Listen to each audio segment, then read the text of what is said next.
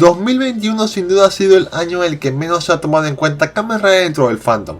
Kamen Rider Saber tuvo la mala suerte de ser dejada de lado debido a las bajas expectativas que tenía la gente al enterarse de quién era el escritor principal.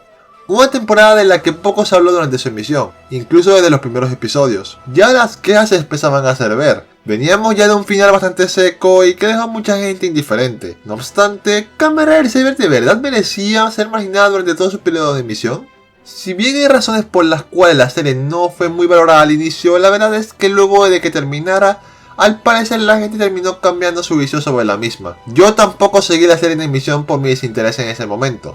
Sin embargo, decidí comenzarla hace varios meses y hace poco logré acabármela. Y como perdí cierta apuesta con Snigo, me toca hacer el video a Saber. Así que sin más que decir, hola a todos, les saluda Dalbionix con un nuevo video. Y en esta ocasión será una reseña a Kamen Rider Saber. Empecemos.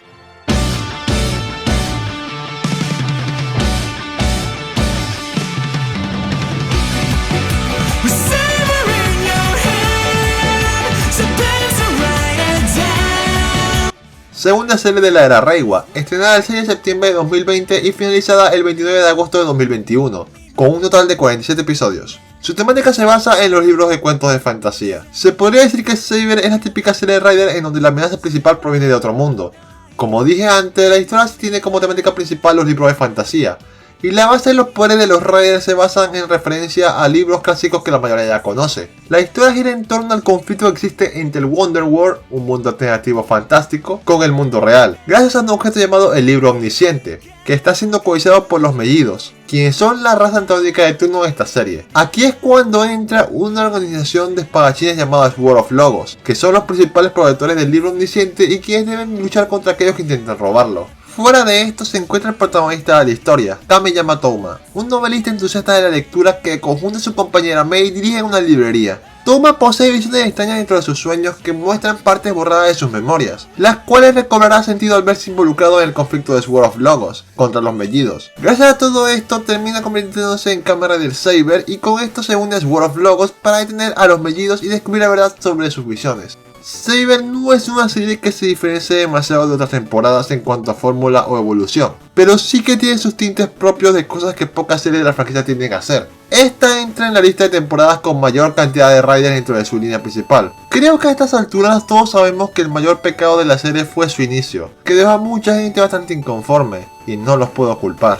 El inicio de Saber es fácilmente uno de los más flojos de la franquicia. Casos visuales sosos, introducción muy forzada y aplastada de personajes, interacciones inorgánicas, antagonistas con participación genérica, un ritmo bastante discordante de introducción de la historia que en sí no tiene nada que no se haya visto antes. Era de esperarse que la serie no atrapara a casi nadie al empezar con el pie izquierdo. Sin embargo, luego de un primer arco bastante decepcionante, que al menos terminó de forma aceptable, podríamos decir que luego de la derrota de Calibur es cuando la serie empieza a levantarse para tomar un camino más interesante. El arco del traidor fue el comienzo de lo que Saber podía demostrar para ofrecer algo más cautivador. Saber es de esas series que cuenta con una cantidad bastante alta de personajes a desarrollar. Es bastante complicado tener un foco principal a tantos personajes y desarrollarlos sin dejar de lado ninguno, y más aún si todos siguen una misma línea de objetivos. Series como Gaim la tienen mucho más fácil gracias a que al ser un Battle Royale, cada Rider va por su lado haciendo que sea mucho más sencillo darle su tiempo y papel específico. No siempre lo hacían bien, pero es una opción mucho menos engorrosa de hacer evolucionar la trama. En vez de volver a los personajes un relevo que sirve más que nada como adorno de las batallas entre varios Riders. Esto junto a la introducción condensada de los mismos dentro de la serie. Me explico. La misma serie hace sentir que ya deberíamos conocer a los personajes del elenco principal que van apareciendo, haciendo que sus debuts sean bastante apresurados y comprimidos que terminen afectando la inversión que tiene el espectador, haciéndolos olvidables e irrelevantes al no tener mucho contexto de su introducción. Hay algunos que se salvan de esto, pero eso lo veremos a continuación cuando hablemos de cada personaje por separado. Touma es el protagonista y como de costumbre es un sujeto altruista y benevolente, fanático de los libros y novelista en proceso que se ve envuelto en un conflicto de otro mundo. Debo decir que desde Sento de Build no he visto a otro protagonista que realmente logre destacar, y sobre todo darle el mérito de tener un concepto tan simple y llevarlo a lo más alto sin llegar a parecer exagerado o molesto. Su conflicto de cumplir promesas es lo que lo más destaca en un principio, debido a que su objetivo se basó en una promesa que le hizo a una chica en su infancia, de rescatarla como diera lugar, conjunto su amor por los libros y su idealización de los mismos. Esto vendría siendo el mayor plot del personaje a lo largo de la serie, pero que no solo se limita a eso.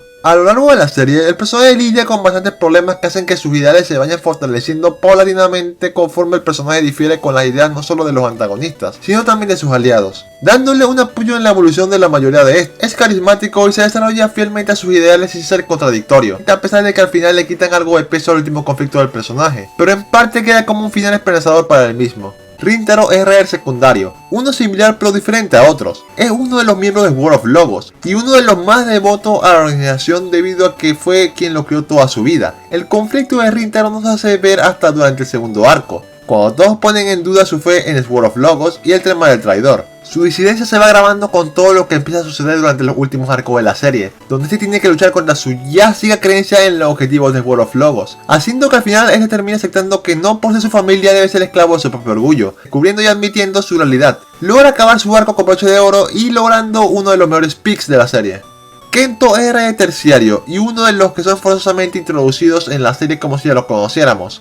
En un principio parece ser solo uno de los engranajes del conflicto del inicio, ya que en ese momento su padre supuestamente era un traidor, y que a su vez comparte los objetivos de Touma gracias a que vivieron juntos el mismo pasado.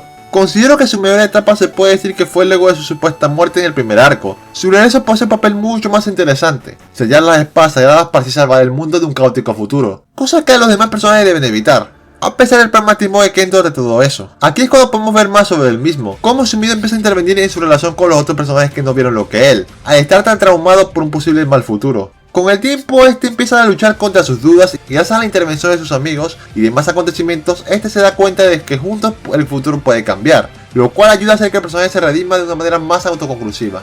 Ren, no ese no, este Ren, es el que menos participa en toda la serie a pesar de formar parte del grupo principal. Y la verdad es que es el que más sufre de tener muy poco tiempo en pantalla en toda la serie. Al principio en sí no era alguien que tuviera un papel relevante fuera de ser otro miembro de la organización. Lo interesante del personaje se vino a mostrar mucho después con la ayuda de otro personaje, Disaster, el cual es un mellido algo peculiar que se encariña con Ren a lo largo de la serie. Diría que lo que los hace ser es la química entre ellos dos, que si bien es afectada por el poco enfoque que se tiene a estos mismos y que el conflicto de ambos se siente extendido de sobremanera, al final se cierra su ciclo de una manera bastante emotiva. Pudo ser mejor, pero tampoco termina siendo un desperdicio. Los demás personajes ya terminan siendo más un relevo que otra cosa. Ogami y Daijinshi no van más allá de un objetivo superficial. Ogami forma parte de la organización para proteger a su familia y Daijinshi es el herrero y friki de las espadas sagradas. Son personajes que trabajan en base a Sword of Logos y que poco a poco su lealtad se ve afectada en arcos posteriores al ganarse la condesa de Touma. Pero más allá de eso no terminan pasando, aunque a pesar de todo no terminan siendo realmente relevantes. Yuri, a diferencia de los anteriores, a pesar de ser un rider, es más un guía que otra cosa. En sí solo está para explicar y exponer el misterio de la historia para los héroes, a la par que va desarrollando su conocimiento por las relaciones humanas. Si bien no hay mucho que decir de él, al menos su caracterización de personaje ingenuo ante un mundo en una época distinta llega a ser divertida de ver. Reika y Ryoga también son otros dos personajes introducidos de forma reflexiva, ambos como antagonistas de turno. Reika es la única que tiene una participación decente durante el arco del traidor, a pesar de haber sido introducida de sobremanera dentro de la historia. Al menos tuvo un papel más interesante cuando intentaba manipular a los miembros de World of Logos durante el segundo arco, haciendo que al menos tuviera una razón de ser. Pero en cuanto a Ryoga, diría que fuera de que sus intervenciones en la batalla fueran buenas, no era más que un personaje bastante vacío, un peón más de la organización que solo está para rellenar el hueco de Rey dentro de la serie. Y sí, solo hablo dentro de la serie porque solo estoy reseñando sobre lo ocurrido dentro de esta, no hablo de spin-offs o películas, porque la serie puede sobrevivir sin eso. Hablando ya de los portadores de Calibur, uno solo fue realmente relevante al final del primer arco, y es el primer plot twist que la serie presentó. Fue un gran shock para el protagonista y un despertar para el desarrollo de Kento, al enterarse de la verdad. Fuera de esto, el anterior Saber hace un buen trabajo al cerrar el arco, a pesar de que a larga la importancia de este será reducido a un flashback. Mientras que el padre de Kento solo se limita a ser un chivo expiatorio para el mismo en un principio, para luego volverse más un apoyo moral esporádico en el final del arco de Kento en la serie. En cuanto a personajes que no son riders, Mei nunca dejó de ser un alivio cómico, pero tampoco se quedó estancada en eso. Al igual que Sofía, eran las que daban apoyo moral a los héroes. aunque esta última junto a Luna no era más que un objeto de trama que en sí no salía de eso. Y Tassel, bueno, es exposición hecha personaje. Los antagonistas no diría que son el punto fuerte de la serie, pero tampoco diría que son un concepto disfuncional. Estos no se destacan por nada en particular, más allá de ser un dolor de cabeza para los protagonistas. Storius e Isaac son los que más subrayan siendo los villanos definitivos en los últimos arcos, mientras que Legil y Zeus son más que nada rivales constantes de Saber y Blades. El hecho de tener una backstory que no tiene nada que ver con su yo del presente hace que nos puede tomar en serio o empatizar con sus razones para hacer lo que hacen, pero son bien caracterizados y tienen su química bastante aceptable al momento de combatir contra sus rivales respectivos. El optimismo esperanzador de Touma es lo que le da vida a las interacciones con los antagonistas principales que los salvan de ser personajes que solo se reducen a ser malos porque sí. Al menos en el caso de Isaac, porque con Storius, en un principio el hecho de que su nihilismo difería con los valores de los héroes era lo más divertido de ver en los últimos episodios. No obstante, el hecho de que la backstory de Storius fuera introducida a último momento y de plano que sea una razón bastante ridícula de justificar el porqué de sus acciones en el presente es un aspecto del mismo que termina sobrando. O sea, imagínate ponerte a chillar porque un libro que va más allá del conocimiento de cualquier ser mortal de ambos mundos puede predecir todo lo que vas a hacer. Y pensar que eso te hace inferior y por ende eso hace que pierdas el sentido de tu vida. Se me hace muy rebuscado y muy ridículo. Menos mal Storius no es un villano tan aburrido en el transcurso como fue Adele en Ghost. Al menos podemos decir que su caracterización hizo la diferencia. Y no le hizo quedar tan pendejo. Ah, sí, me olvidé de Jin de Amazon, digo de Basato. Personaje de material externo que si bien su aparición no fue un desperdicio o propaganda barata, lo único que puedo decir es que al menos justifican su presencia siendo que este es un espadachín que no confía en la humanidad y que era un compañero de Yuri en el pasado, difiriendo con los protagonistas. Al final terminan dándole la razón a los mismos como es de costumbre, al justificar que su antítesis de tener esperanza en el futuro de la humanidad estaba errada por puro coraje y sentimiento de venganza, haciendo que su participación no solo se reduzca a ser uno de los espadachines más violentos y que al menos tenga algo de ser en la historia. Saber tampoco es una serie que dé demasiado de qué hablar en el ámbito de su trama principal a pesar de que su lore se expanda en películas y spin-offs. No obstante, estamos hablando de la línea principal de la serie y como ya dije antes, uno de sus mayores problemas fue lo pobre que fue al presentar su primer arco y su desarrollo tan anticlimático al inicio.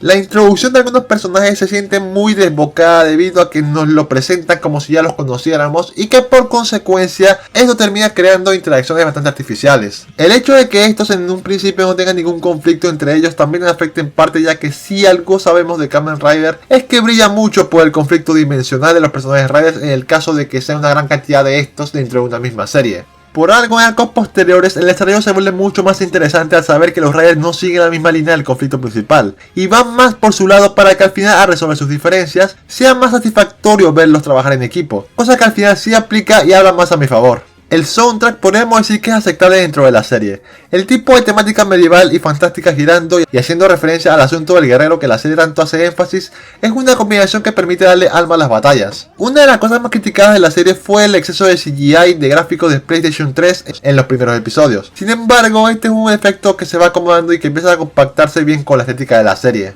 haciéndola menos estorbosa cuando se trata de efectos especiales. Además que van en conjunto con las prosas a la hora de transformarse que le dan su propia personalidad a los gimmicks representativos de la serie en base a la temática de cada rider. La dirección de coreografías la veo destacable en cuanto al uso de armas de filo tanto cuerpo a cuerpo como a distancia, y variación entre las mismas haciendo que no sean repetitivas gracias a la cantidad de riders y distintos tipos de combate que se emplean a lo largo de la historia, además de ser bastante frenéticas y emocionantes sobre todo cuando se combaten entre riders.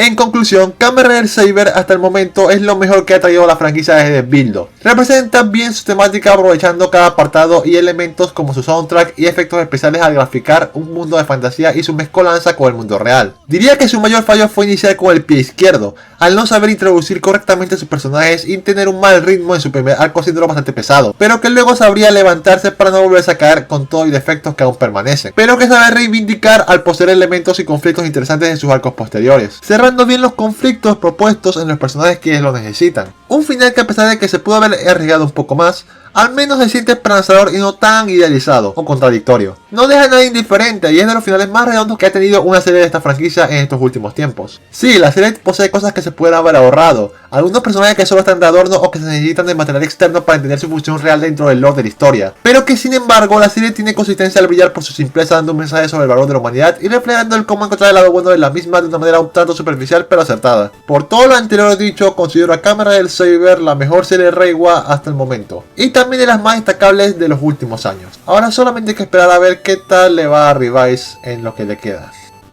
Y bueno gente, esto ha sido todo por el video de hoy. Espero les haya gustado y pueden dejarme en los comentarios su opinión sobre la serie o si tienen algo más que agregar o si difieren con algo de lo que dije. También me vuelvo a disculpar por no haber sido muy constante este último año. Espero poder remediarlo en el siguiente, ya que ahora tengo un equipo más confiable. Ahora, sin más que decir, les ha hablado Darbyonix y espero que hayan pasado una buena Navidad y espero que tengan un próspero año nuevo 2022. Hasta pronto.